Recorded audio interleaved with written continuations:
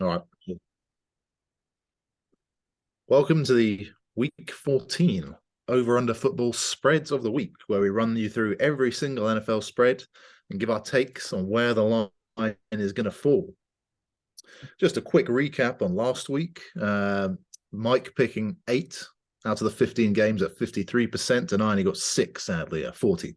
See the thumbs up there from Mike. He's edged ahead in the rankings there with a 50.7% on the end, me at 50.45. And well, Mike, just glad to be above 50% the way the NFL is going this year. I think it's been the most unpredictable year. It's the worst year we've had for a while, I think, down at 50%. It's been a tough one. So we've had some good calls though. So I think we'll probably just run through our best and worst from last week. And then get to this week's games because there's some interesting lines to say the least this week. Yeah, goodness. I like Dallas last week. They were made 10.5-point favorites at home. And both you and I said the luck train sort of run out with these the good luck the good feeling around the Indianapolis Colts. And that was just a bloodbath in the fourth quarter, a total evisceration of Jeff Saturday's vision. So I was quite happy with that. I was usually I'd be a bit nervous taking on the 10.5 points, but in the NFL especially, that was just comfortable there. My worst one, I don't know why I picked Jacksonville at Detroit. I haven't been too high on the Jags. That's unusual. You're normally high on the Lions and low on the Jags. That was a strange switcheroo for you last week. Yeah, as we were just saying, I haven't been too high on the Jags this year, so not sure what I was thinking taking them on that one. And the Lions with a very big win in the end in that one, so that was disappointing for me. What about you then, Mike? What was your highlight and low light of last week? I think I was on the other side of that Jags game, so I picked the Lions to win, which again is a bit because I've been quite good on the high on the Jags this year. But I don't know, just felt like the Lions would get it done last week, and then also the Steelers getting it done in Atlanta were probably my joint favorites. I've just got a bit of a feel for the Steelers now. I think they're gonna start putting some wins together down the stretch here, and sort of be competitive. Finish above the Browns probably because they always do, in that AFC North. I think, yeah. Worst one taking the Pats to cover against the Bills. Just got too carried away with all of this. Josh Allen's injured. Josh Allen's not playing well. Hype. The Patriots aren't in their class really, and it showed last week. We should have both known better than that. So I felt like it wasn't really a big enough line. I thought they were a bigger. I thought before I even looked at the spreads, I thought they were going to be a bigger underdog than they were, and then I still went with it, and it's just didn't have. I should have just gone on to the Bills at that point, but yeah, that's probably lesson learned. Oh, that's true. Yeah, it does influence it sometimes, and the Bills are, again. We'll cover that shortly. Another monster spread here for a Bills game this week, which would be an interesting one to look at. What else is new? Yeah. All right. So I'll bring up the Athletic here because they always get a good amount of free marketing, free advertising out of us. They do. The Thursday night game didn't go too well for either of us, we should say. So we both bailed hard on that one. Had a nightmare. Yeah, well, it looked good for a while for the Raiders. Very comfy for them in the first half, and then just did nothing in the second half. It's very poor from them, and sums up the season really. A very dour performance, I have to say. The Rams are there for the taking, obviously, with their quarterback situation. I just think I don't think, again, that's a classic one this year where I don't think we couldn't have done anything differently there. The Raiders should have put them away comfortably, and they just couldn't get it done. So I don't feel too bad about that one. No, for sure. So we were just talking about monster spreads. So I think this is the biggest one that I've seen this year. Is it the biggest? Yeah, this is the official. This is the magnum opus for the spreads this year. This one. Yes, monster. Oh, boy. It's the Kraken of spreads. This one. Oh my goodness. Oh. Well, I think last week, I can't remember who went first last week. Do you? I think you did last week. Yeah. Okay. Well, you're up then. Okay. Well, yeah, this is a real real test of this because the Texans, I was having a look at their year record against the spread. They're 5-7 against the spread, but in the last 4 weeks they're 0-4. They've been dunked by Miami, Cleveland, the Commanders, and then the Giants as well in the last 4 weeks. So you really can't trust them to cover this spread as much as yeah. I mean, you have to take the Cowboys just on what you've seen because the Cowboys have a real predilection for destroying teams at home this year. We've seen a number of so-so teams, the Colts being the best example, go there and get absolutely throttled. So it's tough, but I'll have to take Dallas on this minus 17.5. Although I don't feel great about doing it. No, and I think it's going to be a close one. I think Dallas is going to win by more than 2 touchdowns. It's just whether you think they're going to win by 18 points, obviously, is the question. And I think I have a feeling I'm going to go, just to be different, I'm going to go with the Texans here. I think they've got Davis Mills coming back in. I think they'll run the ball with Dameon Pierce to the edges of this Cowboys defense, which is their big weakness. And they won't ask Davis Mills to throw it 40 times, which is where the Cowboys defense becomes very effective when they play opponents that want to try and do that. So I think the Texans will lose. They'll lose big, but I think they might only lose by 14 points, which would obviously give me the cover. So yeah, that's what I'm going to go for. I could be wrong. I'm not confident on it at all. I'm just going to take a swing and try and get one over on you here. Yeah, that makes sense. It's I mean, who'd want to pick this one? Certainly, I won't be having any money on this one. That's for sure. I wouldn't touch it unless you're going to extend the Texans out to something absurd like 24. But obviously, the odds for that would be abysmal. So you may as well not bother. Yeah, exactly. Okay, so Jaguares on the road. Oh, the Titans coming off a huge loss here. An absolute drubbing at the hands of my Philadelphia Eagles. I didn't see that coming. We'll get to that when we talk about the Eagles, but that was unexpected. Now we have had some Wi-Fi issues here, so I'm not sure what the possibility is going to be for Googling things. I don't know what the first result was in this AFC South matchup. I'll have a quick look.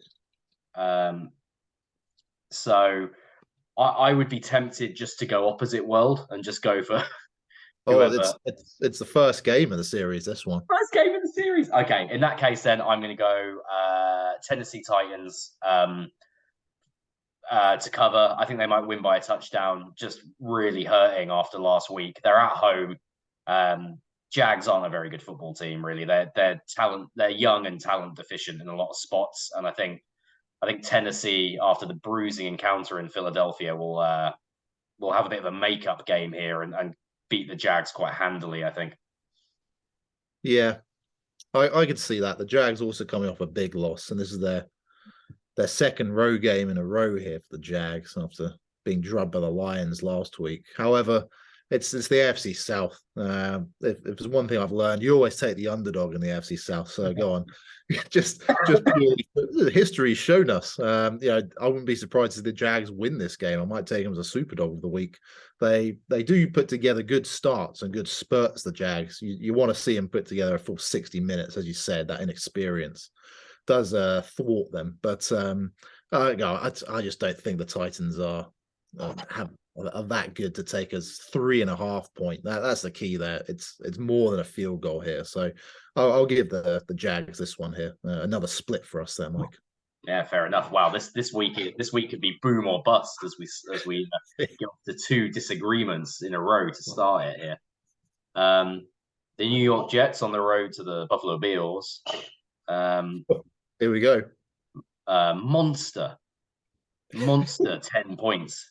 You have to wonder if Vegas has been watching Mike White play football the last couple of weeks because I don't know. Well, I'll let you talk about it. It's your turn.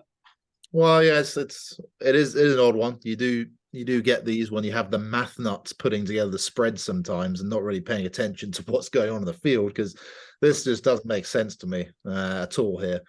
I know the Jets have come off a few losses, but only one loss really last week. Mike White's looked good.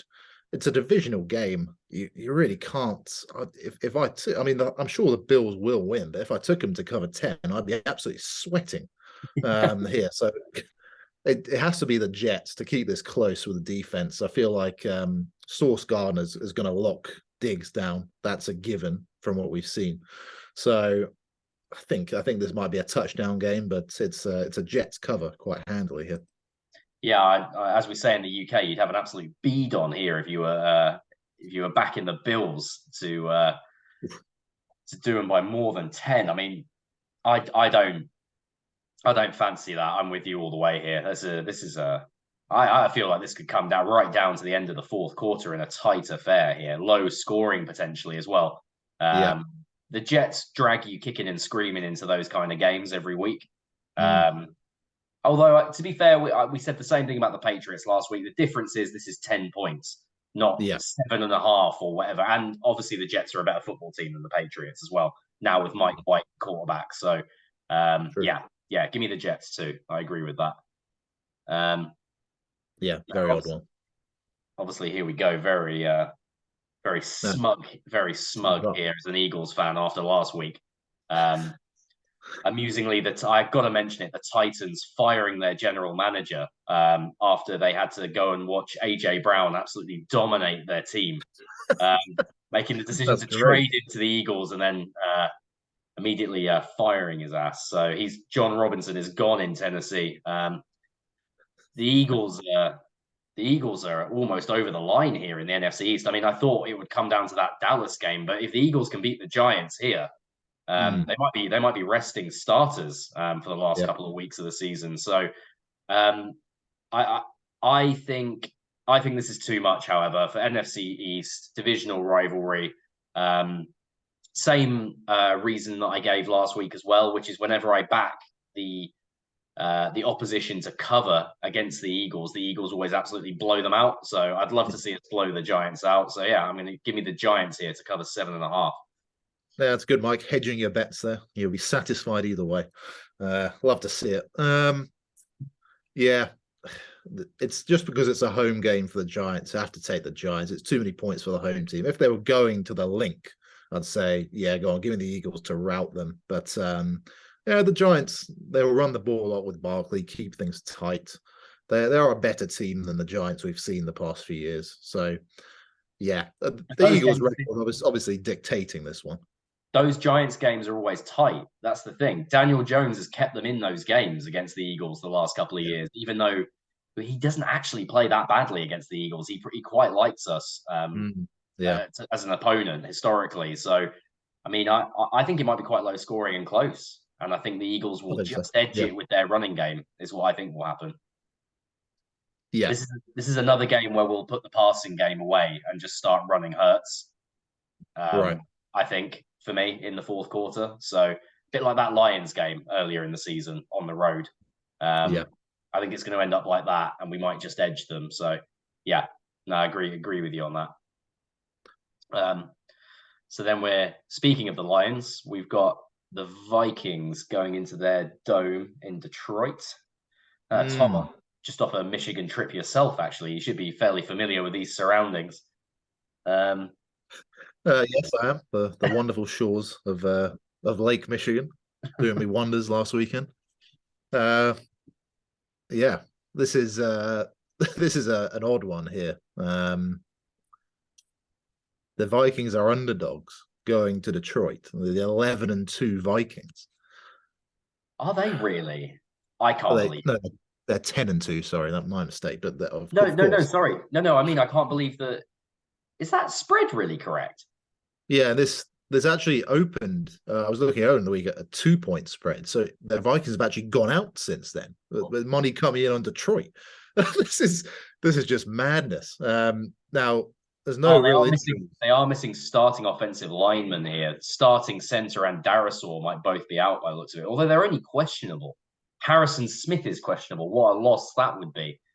They have an illness sweeping through the Vikings camp, it seems. Here. Maybe a bout of the flu, maybe. Well, this is a no-brainer for me. It has to be the Vikings. I ran through the stats a couple of weeks ago about the Vikings as favorites, how they always failed to cover, but when they're underdogs, they cover every spread. This should be no different here. I think it'll be close. Of course, it's a divisional game, but they just have a little bit too much for the Lions here. This is maybe a step too far for the Lions. Although, yeah, I'm going to take the Vikings. I'm not, just because they're underdogs. Maybe I'm letting that influence me a little bit, but I think that's odd. It's very odd. No, I just don't. I don't think. I'm glad to see the Lions have got as much sort of guts as we thought they did earlier in the year. They got off to that horrible, what was it, a 1-6 start, and I thought Dan Campbell might get fired mid-season, which I thought was a bit of a shame because I thought they were onto something with him, and they've since shown that they've won few games on the trot here. I think. I don't think they're ready to be favourites against a 10-2 football team. Even though I'm still not all in on this Vikings team, I would back the Eagles to handle them comfortably in the NFC playoffs. I'm going to have to take the Vikings here. You can't be an underdog 10-2 playing the Lions. Not yet. Not until the Lions show more on defense. So, yeah, agreed on that. Keep that one fairly. Yeah. Oh. There's a few head scratches this week. Now, I thought overall, though, now this is interesting. I took a look at this one earlier in the week because I thought it might go into my accumulator for this week. But because it opened up and the Cleveland Browns were a 7-point underdog here, Tom. Looks like you saw that as well. Very interesting. It's come in by that much. This has now got me. I'm still going to include it in my accumulator, but I think I'll be back in the Bengals here. Yeah, it's at that point where it's coming too much. You can't really, if you're going to take the Browns, you might have to pull away from it, as you said, because I think the Browns beat them last time in the first game of the season. It was at Cleveland though, and it was it's a typical AFC North kind of slugfest as you expect with these teams when they meet. So.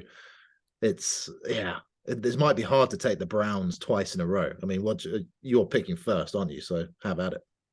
Well, I'm going to take the Bengals. I mean, I think the Bengals are on a roll. Jamar Chase came back last week and actually played okay. I didn't think he would. I thought he was going to be more out there as kind of like a decoy and, get him running some routes again, not really throw it to him. They did. I mean, they threw to the other receivers more than him, but he's still got his targets and his catches. I think he'll be back to being the centerpiece of the offense this week. I don't think there's any. I don't think the Browns can live with them defensively. I think it's along with the Lions. This is the worst defense in the NFL for the Cleveland Browns, and Deshaun Watson could play better than he did last week, but the Bengals defense is rounding into some form as well. So, I mean, I'm going to take the Bengals here. Maybe it's too many points, but I'm just going to go. I'm going to ride the hot hand here. No, I agree. I think if it was 7 points, you might be interested in taking the Browns in the divisional match, but I would have done. Yeah.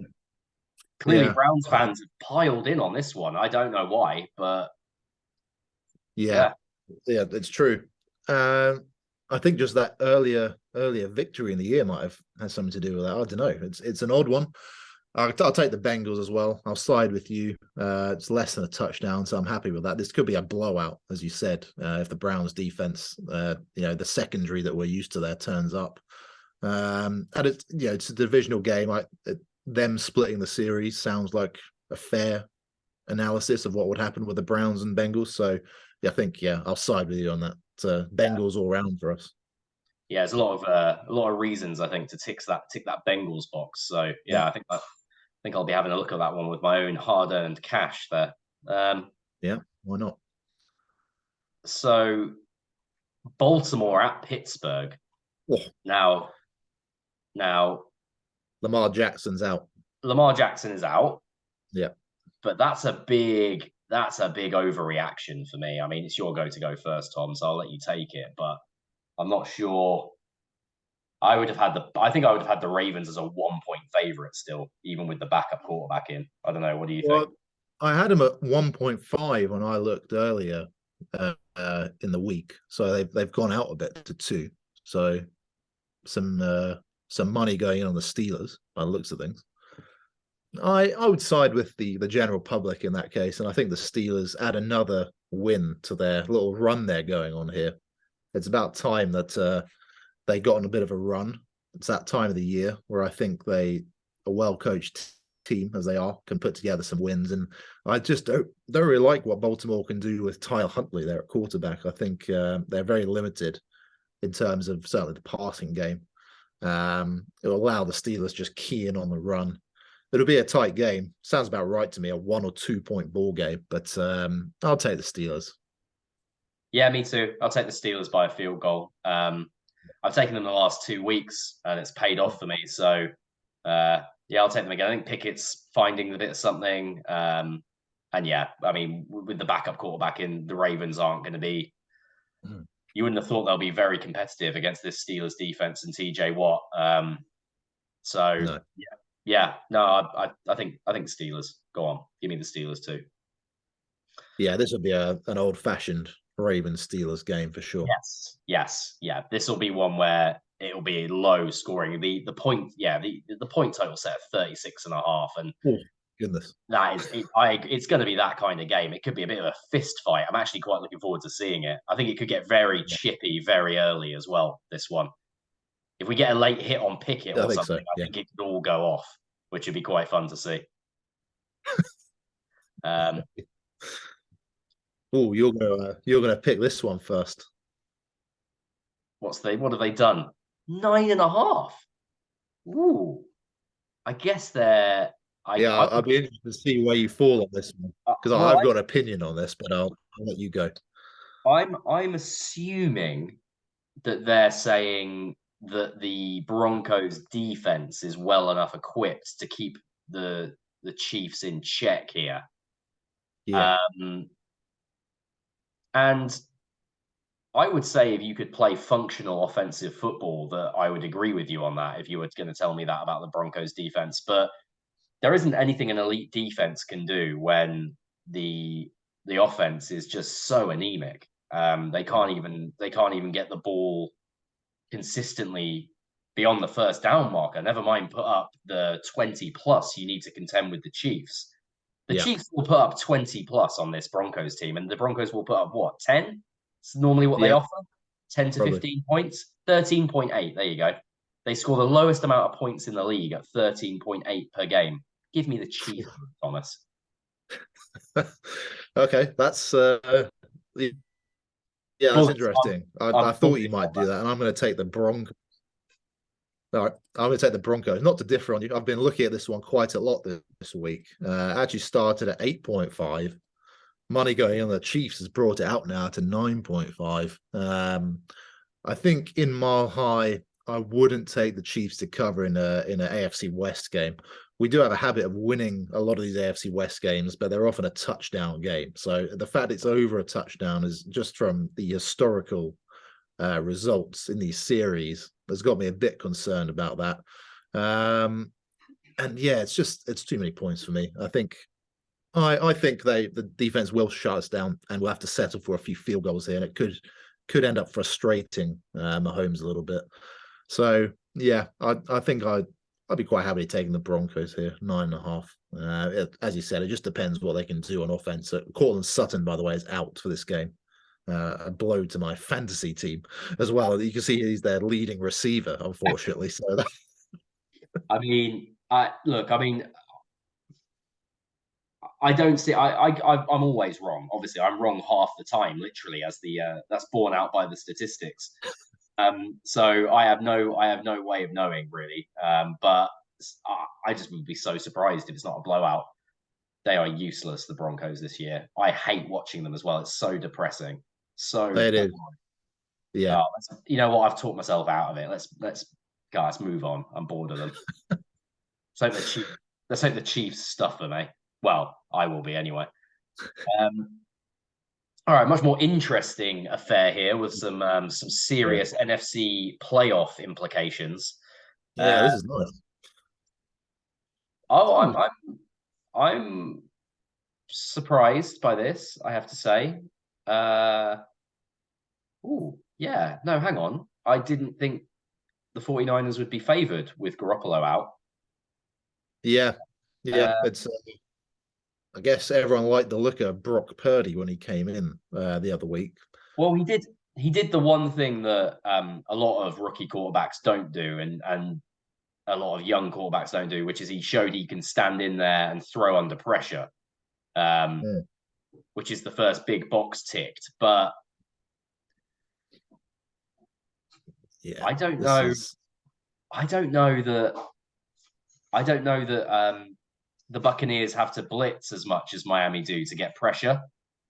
I feel like they can No. blitz. The Buccaneers are very blitz heavy. They do it a lot. So I feel like with their front seven, they don't really need to blitz that much. They could get some simulated pressure on Purdy and make him throw into coverage, and then I think Brady will sort of have enough to score some points on the Niners. I still think the Niners might win the game, but I'm going to take the Bucks to keep it closer than 3.5. I agree with that. Yeah, I wouldn't be comfortable betting a favorite with a third string quarterback in, as much as I have been impressed with Purdy. And the Buccaneers have got a slight sort of late season revival going here. They did well to come back in that game against the Saints the other night, and I think they carry some of this momentum through. Only thing is, it's going all the way to the other coast, which is often a recipe for disaster for some of these spreads. But talk yourself out of it. Yeah, go on. I'll take the Niners then. Just I really can't pick this one at all. I'm just going to differ from you. I did talk myself. My last point taught me out of it. It shows how vulnerable I am this year to some of these spreads. Oh, Brock Purdy. Unbelievable. Right. Tom's just founded the founding member of the Brock Purdy fan club there for you, Tom Matthews. Brocktober. October is been and gone, my friend. Oh yeah, 10 minutes left. Okay, so Seahawks are 4-point favorite on the Panthers. You're up, Thomas. Yep, a few notable injuries for the Seahawks. Their two starting running backs look to be out for this one. Kenneth Walker III nursing an ankle injury, which is quite big for them. Also, Carolina. Now, again, it is going to the completely other side of the country, but there's a huge storm sweeping through the northwest at the moment. So this could be a very tight game. I'd look at the under on the points. And Carolina just cover these spreads seemingly all the time. They've been made underdogs. I believe it was 5 times since week 7. And they've covered 4 or 5 of those, apart from getting blown out by the Bengals one week. I think the Panthers do cover this. Certainly 4 points. I think the Seahawks probably win by a field goal. So 4 points sounds about right to me. And just with the Seahawks injuries, I think the Panthers do enough to cover 4 here. Yeah, I'm going to say the same. I didn't know about the storm, so that makes it even more appealing. That's going to definitely do some damage on the Seahawks' explosive passing game. The backs being out, I did know about, and I'm concerned about that as a bit of a Seahawks homer this year. I think the Seahawks might edge it in a really tightly fought contest, but the Panthers, do enough to keep it ugly and keep themselves in it. Sam Darnold, I've got to say, looked good last week. A lot of criticism for him, but he played well. You have to give him credit where credit's due. So, I agree. I think they keep it closer than the experts think. Yeah, I would say. Okay, so Miami on the road to the Los Angeles Chargers. Boy, Chargers being made a big not much favorite. of a road game. No, there'll be more Dolphins fans there for sure. Yeah. I mean, I'm a little bit confused here why. I mean, the Dolphins lost last week to the Niners, but the Niners are a very good football team with the best defense in the league and with a head coach in Mike Shanahan that probably would have their offense's number, knowing the Dolphins head coach and play caller as well as he does. So I'm going to take the Dolphins here. I'm quite comfortable. I'm quite comfortable with the Dolphins coming in here and putting up points. Yeah, I don't have any faith in the Chargers defense, really. I think they're an overrated football team and coaching staff, and I think the Dolphins are in the ascendancy. I think they'll be hurting after losing that game last week to the Niners, and they'll come in here and cement their playoff seeding, I think, and give the Chargers a bit of a licking. It's I my think so. I perfectly agree with that. You know, I have a penchant for betting against the Chargers, and it usually does me quite well. So, like you, I would expect this. Maybe the fact it's a home game has brought that line in a little bit, and the Dolphins might be a 6-point favorite if they were at home. But as you said, it's no real home atmosphere for the Chargers. More Dolphins fans in the stadium. And yeah, I fancy the Chargers to maybe keep it within a touchdown, but it's going to be a Dolphins win very easily there. yeah. I mean, there's nothing. I just don't see how they deal with Waddle and Hill, to be honest. Off play action is going to be a problem for them all night. Okay, so we've ripped through this week. We've done very well. We've got 6 minutes to discuss the Patriots at the Cardinals. Well, shouldn't need that long. An absolutely abysmal game yet again on Monday Night Football. Troy Aikman will be struggling to stay awake here, Tom. I don't know. I think the Cardinals have gone into the tank here.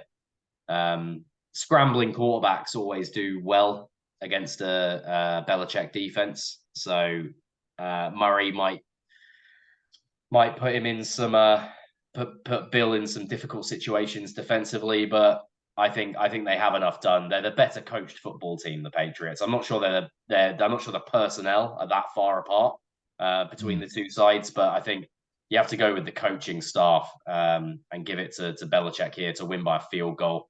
Get themselves back over 500. It's my view. Yeah, you sounded very riveted speaking about that, Mike. I could tell you're very fired up for this game.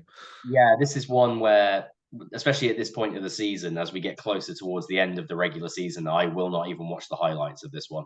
Not even the 10-minute YouTube highlights. I'll just check what the score was so I know whether I covered or not.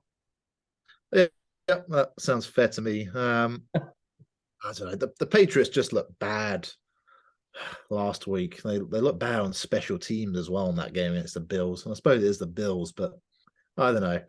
I still don't know quite what's going on there in New England with Matt Jones and all that situation. It's to ask them to go to Arizona as favorites. It's asking a little bit too much for me. The Cardinals fans do get up for these games, and they do pull out the odd win here and there. So I'll take the Cardinals, mostly just to differ with you and try and get a 2-point swing in the spreads there. But I actually feel pretty happy with them as picking them as underdogs, home dogs there. Fair enough. Yeah. All right, great. Well, I'm pretty happy with those this week. I think I don't know what my lock would be. Maybe my lock would be the Steelers to beat the Ravens. I'm not sure there's any. There's none this week that I feel totally. Well, I went pretty strong on KC at Denver, but it's a lot of points, so I wouldn't call that a lock. So yeah, probably I would have to say the Steelers. What about you? Is there one that you're adamant on? I think the Jags over the Titans. Good old AFC South. Right. Good old AFC South battle there with the underdog prevailing. So, yeah, if I had to pick one, I'd pick that. Interested to see some of these games. Should be a good week this week. Yeah. Last week was a little dour in terms of the games. Yeah, no, I sort of tuned out. I had it on in the background, but I was doing other things. It didn't really engage me last week's games. They were a bit hit and miss, to be honest. So yeah, hopefully this week will be better. Yeah, good. All right, well, I'm going to get a snack here and prepare for the games.